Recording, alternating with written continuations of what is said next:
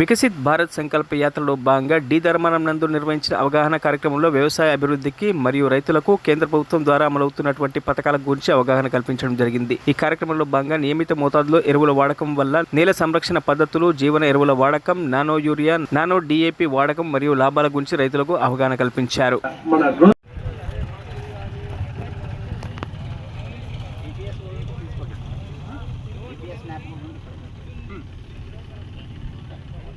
ఈజీగా స్ప్రే చేసుకోవడానికి అవకాశం ఉంటుంది.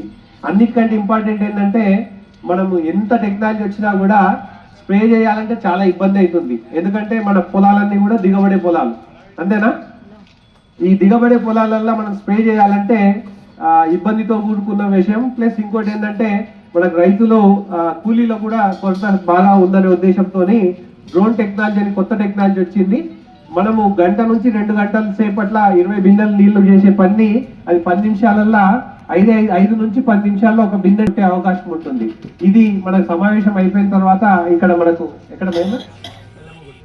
ఎల్లమ్మ గుడి దగ్గర అది ఎట్లా పనిచేస్తుంది అనేది తెలుసుకుందాం.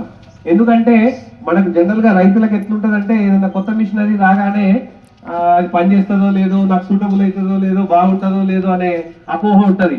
ఇంతకుముందు హార్వెస్టర్స్ వచ్చినప్పుడు కూడా ఒక 10 ఏళ్ల కింద హార్వెస్టర్స్ వచ్చినప్పుడు ఎవరు కూడా కోసుకోలే, కానీ ఇప్పుడు హార్వెస్టర్ ఎక్కువ తెలుస్తుందా మనకు.